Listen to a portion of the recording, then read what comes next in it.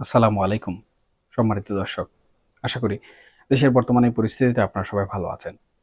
আজকে আমরা এমন একটি বিষয় নিয়ে কথা বলব, যা এই মুহূর্তে বাংলাদেশের রাজনীতির আমি মনে করি সবচেয়ে বড় কৌতূহলের বিষয়। দর্শক, আপনারা নিশ্চয়ই খেয়াল করেছেন রাজনীতির মাঠে একটি অদ্ভুত খেলা চলছে। একদিকে যে রাজনৈতিক দলটি ১ বছরেরও বেশি সময় ধরে নির্বাহী আদেশে নিষিদ্ধ, যার নেতাকর্মীরা রাজপথে নামলেই ধরপাকড়ের শিকার হচ্ছেন, সেই দলটির সাথেই আবার আন্তর্জাতিক মহল নতুন করে যোগাযোগ শুরু করেছে। অন্যদিকে আসন্ন স্থানীয় সরকার নির্বাচনকে ঘিরে এই দলটির সম্ভাব্য অংশগ্রহণ নিয়ে চলছে নানা ধরনের জল্পনা-কল্পনা। আজ আমরা এই দুটি ঘটনার গভীরে যাওয়ার চেষ্টা করব এবং খোঁজার চেষ্টা করব এই পর্দার আড়ালের সমীকরণটা আসলে কি। দর্শক, শুরুতে আসি সেই চিঠির কথায়, যা নিয়ে এত আলোচনা। আপনারা জানেন, গত বছরের সেই ঘটনাবহুল মে মাসের পর থেকে আওয়ামী লীগ রাজনৈতিকভাবে বলতে গেলে নির্বাসনে আছে। এই দীর্ঘ ১৩ মাসে যখন দলটি সরকারের খাতায় নিষিদ্ধ, তখন কিন্তু কোনো আন্তর্জাতিক সংস্থা, এমনকি যারা আমাদের বড় বড় দাতা গোষ্ঠী, তারাও প্রকাশ্যে দলটির সাথে কোনো ধরনের যোগাযোগ রাখেননি। কিন্তু হঠাৎ করেই যেন বরফ গলতে শুরু করেছে। কমনওয়েলথের মহাসচিব শালী বোজাই সম্প্রতি একটি চিঠি পাঠিয়েছেন। আর সেই চিঠি গেছে কার কাছে জানেন? সরাসরি আওয়ামী লীগের সাধারণ সম্পাদক ওবায়দুল কাদের সাহেবের কাছে।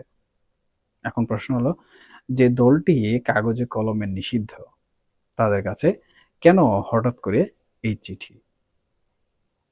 দর্শক, কমনওয়েলথ বলছে তারা বাংলাদেশের বিগত সংসদ নির্বাচন এবং জুলাইয়ের গণভোটের উপর তাদের পর্যবেক্ষণ প্রতিবেদনটি অন্যান্য রাজনৈতিক দলের পাশাপাশি আওয়ামী লীগকেও পাঠাচ্ছে। কিন্তু একটু গভীরে চিন্তা করুন, এই একই কমনওয়েলথ কিন্তু নির্বাচনের আগে যখন বাংলাদেশে এসেছিল, তখন তারা কিন্তু আওয়ামী লীগের সাথে আনুষ্ঠানিক কোনো বৈঠক করেনি। হয়তো পর্দার আড়ালে অনলাইনে কিছু কথা হয়েছিল তখন, কিন্তু প্রকাশ্যে তারা কিন্তু দূরত্ব বজায় রেখেছিল। তাহলে এখন এই প্রকাশ্য চিঠির আদান-প্রদান আসলে কেন হচ্ছে? সুপ্রিয় দর্শক, ইতিহাস ঘাটলে আমরা কিন্তু দেখি রাজনীতিতে শূন্যস্থান বলে কোনো কিছু নেই। আর কোনো রাজনৈতিক দল যদি তার শেকড় অনেক গভীরে গ্রথিত করে থাকে, তাকে শুধু আইন করে মুছে ফেলা যায় না। আপনারা যদি তুরস্কের দিকে তাকান, দেখবেন সেখানেও বিভিন্ন সময় রাজনৈতিক দল কিন্তু নিষিদ্ধ হয়েছে। কিন্তু জনগণের সমর্থন থাকলে তারা ঠিকই অন্য নামে বা অন্য উপায়ে কিন্তু ফিরে এসেছে। আমাদের দেশের রাজনীতিতেও কিন্তু এমন উদাহরণ আছে। এখানে একটি বিদেশি মিশনের ঊর্ধ্বতন কর্মকর্তার একটি মন্তব্য খুবই প্রাণিধানযোগ্য। তিনি কি বলছেন? তিনি বলছেন, নিষিদ্ধ থাকার পরও আওয়ামী লীগ এবং তার অঙ্গ সংগঠনগুলো সম্প্রতি যেভাবে বড় আকারে শোডাউন করছে, তাতে দলটির বিশাল জনবৃত্তি সম্পর্কে বিদেশির ধারণা পাল্টাতে কিন্তু শুরু করেছে। তারা হয়তো ইতিমধ্যে বুঝতে পারছে যে এত বড় একটি জনগোষ্ঠীকে রাজনীতির মাঠ থেকে পুরোপুরিভাবে বাদ দিয়ে দীর্ঘমেয়াদী স্থিতিশীলতা বাংলাদেশে আনা কঠিন। আর আন্তর্জাতিক কূটনীতিতে সবসময় কিন্তু বাস্তবতাকে স্বীকার করে নেয়ার একটি প্রবণতা থাকে। দর্শক, তারা আসলে দেখছে দলটির সাংগঠনিক কাঠামো হয়তো কিছুটা ভেঙেছে, কিন্তু তাদের সমর্থক গোষ্ঠী এখনো একটা বড় ফ্যাক্টর এই দেশের রাজনীতিতে। এবার আসি আমাদের দ্বিতীয় পয়েন্টে, সেটি হচ্ছে আসন্ন স্থানীয় সরকার নির্বাচন। জাতীয় নির্বাচনের চিত্রটা তো আমরা আসলে দেখলাম। সেখানে আওয়ামী লীগ ছিল না, আর বিএনপি ও অন্যান্য দলগুলো সেই শূন্যতার সুযোগ নিয়েছে। কিন্তু স্থানীয় নির্বাচনের হিসেবটা সম্পূর্ণ ভিন্ন। এখানে দল নয়, ব্যক্তি অনেক বড় ফ্যাক্টর হয়ে দাঁড়ায়। পাড়া মহল্লার রাজনীতি, বংশমর্যাদা, ব্যক্তিগত প্রভাব, এগুলো এখানে অনেক বেশি পরিমাণে কিন্তু কাজ করে থাকে। এবং সবচেয়ে মজার বিষয় হলো, নির্বাচন কমিশন ইউনিয়ন পরিষদ নির্বাচনের যে বিধিমালা চূড়ান্ত করেছে, সেখানে কিন্তু নিষিদ্ধ কোনো দলের সাথে সম্পৃক্ত কাউকে নির্বাচনে অযোগ্য ঘোষণা করার কোনো ধরনের বিধান রাখা হয়নি। অর্থাৎ আইনের চোখে যদি আপনি প্রার্থী হওয়ার যোগ্য হন, তাহলে আপনি কোন দলের সেটা ধর্তব্যের মধ্যে পড়বে না। প্রধানমন্ত্রীর একজন উপদেষ্টাও কিন্তু স্পষ্ট করে বলেছেন যে স্থানীয় সরকার নির্বাচন যেহেতু নির্দলীয়, তাই এখানে যে কেউ অংশ নিতে পারবে। এখানে কোনো ধরনের সরকারি হস্তক্ষেপ বা বাধাও থাকবে না। এর অর্থ আসলে কি দাঁড়ায়? এর অর্থ হলো আওয়ামী লীগের নেতারা যারা এতদিন দলের ব্যানারে রাজনীতি করছেন, তারা এখন স্বতন্ত্র বা নির্দলীয় পরিচয়ে নির্বাচনে অংশ নিতে পারবেন। আর এখানে কিন্তু আসল খেলাটা শুরু হবে। গত সংসদ নির্বাচনে আমরা কিন্তু দেখেছি লক্ষ্মীপুরের মতো জায়গায়, যেখানে বিএনপি প্রার্থী জয়ী হয়েছেন, সেখানেও কিন্তু ভোটের ব্যবধানটা অনেক কম ছিল। বিশ্লেষকরা বলছেন সেখানে আওয়ামী লীগের সমর্থকরা যদি ভোট দিতে না যেতেন বা অন্য কাউকে তারা ভোট দিতেন, তাহলে হয়তো নির্বাচনের ফলাফল অন্যরকম হতে পারত।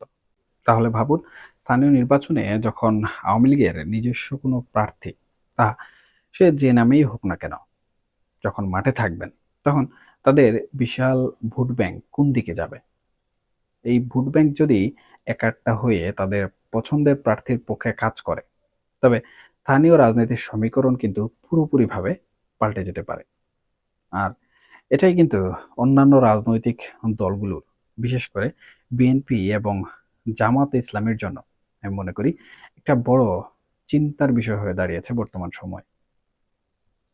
আরেকটি গুরুত্বপূর্ণ বিষয় আমাদেরকে কিন্তু মাথায় রাখতে হবে, সেটি হলো স্থানীয় সরকারের অর্থায়ন। সুপ্রিয় দর্শক, আপনারা জানেন আমাদের স্থানীয় সরকারের অনেক বড় বড় প্রকল্প বিদেশি দাতা সংস্থাগুলোর অনুদান বাড়ি নিয়ে চলে। আর সূত্রগুলো বলছে বিদেশিদের তরফ থেকে নাকি সরকারকে এমন একটা প্রচ্ছন্ন বার্তা দেওয়া হয়েছে যে স্থানীয় নির্বাচনে যেন সব পক্ষের অংশগ্রহণ নিশ্চিত করা হয়, কাউকে যেন বাধা দেয়া কোনোভাবে না হয়। এর পেছনের কারণটা কিন্তু খুব সহজ। দাতা গোষ্ঠীগুলো চায় তাদের টাকায় যে উন্নয়নমূলক কাজ হচ্ছে তার একটা সার্বজনীন গ্রহণযোগ্যতা থাকুক। কোনো একটি বড় রাজনৈতিক গোষ্ঠীকে বাইরে রেখে যদি স্থানীয় সরকার গঠিত হয়, তবে সেই কাঠামোর স্থায়িত্ব নিয়ে তাদের মনে হয়তো একটা সংশয় যেভাবে হোক থেকে যায়। আর বর্তমান সরকারও চাইবে না এই অর্থনৈতিক ভঙ্গুর অবস্থার মধ্যে দাতা গোষ্ঠীদের কোনোভাবে অসন্তুষ্ট করতে। সুপ্রিয় দর্শক, সব মিলিয়ে আমরা যদি পরিস্থিতির একটু মূল্যায়ন করি, তাহলে কি দেখব? তাহলে দেখব যে একটি অদ্ভুত ত্রিমুখী সমীকরণ কিন্তু তৈরি হয়েছে। একদিকে আছে সরকারের একটি আইনি নিষেধাজ্ঞা, অন্যদিকে আছে বিদেশিদের নতুন করে যোগাযোগ এবং দাতা গোষ্ঠীর চাপ, আর তৃতীয় দিকে আছে স্থানীয় নির্বাচনে অংশ নেয়ার একটা আইনের সুযোগ। এই তিনের মাঝখানে কিন্তু দাঁড়িয়ে আছে আওয়ামী লীগের বিশাল একটি কর্মী এবং একই সাথে সাথে সমর্থক গোষ্ঠী বা সমর্থক বাহিনী। এখন আসলে দেখার বিষয় হলো এই সুযোগটাকে তারা কিভাবে কাজে লাগায়। রাজনীতিতে কামব্যাক করার এর চেয়ে ভালো সুযোগ হয়তো খুব কমই আসে, কিন্তু এই ফিরে আসাটা কি খুব সহজ হবে? না, মোটেও না। কারণ মাঠের পরিস্থিতি কোনোভাবেই আগের মতো নেই। বিরোধী দলগুলো এখন অনেক বেশি সুসংগঠিত, আর সাধারণ মানুষের মধ্যেও কিন্তু অনেক ক্ষোভ বা অসন্তোষ থাকতে পারে। তাই আগামী দিনগুলোতে আমাদের আসলে দৃষ্টি রাখতে হবে এই স্থানীয় সরকার নির্বাচনের দিকে। এই নির্বাচনে হয়তো ঠিক করে দেবে বাংলাদেশের রাজনীতির ভবিষ্যৎ গতিপথ। সুপ্রিয় দর্শক, আন্তর্জাতিক সংস্থাগুলোর এই হঠাৎ চিঠি আদান-প্রদান আর স্থানীয় নির্বাচনে অংশগ্রহণ, এই দুইয়ের মধ্যে কি কোনো যোগসূত্র আছে? নাকি নিছকই কি একটি কাকতালীয় ঘটনা? এর উত্তর সময় আসলে আমাদেরকে দেবে। কিন্তু একজন পর্যবেক্ষক কিংবা বিশ্লেষক হিসাবে আমি বলব, রাজনীতিতে কাকতালীয় বলে কোনো কিছু নেই। সবকিছুর পেছনেই কিন্তু একটা গ্রহণযোগ্য কারণ থাকে, একটা হিসেব কষা থাকে। আর সেই হিসাবটা মেলাতেই হয়তো এই নতুন মেরুকরণ শুরু হয়েছে। সুপ্রিয় দর্শক, এখনকার মতো আলোচনা এখানেই শেষ করছি। আপনারা সবাই ভালো থাকবেন, সুস্থ থাকবেন এবং অবশ্যই নিরাপদে থাকবেন। এবং এই আলোচনা প্রসঙ্গে আপনাদের যদি কোনো মন্তব্য থেকে থাকে তাহলে অবশ্যই কমেন্ট বক্সে জানাতে ভুলবেন না। আল্লাহ হাফেজ।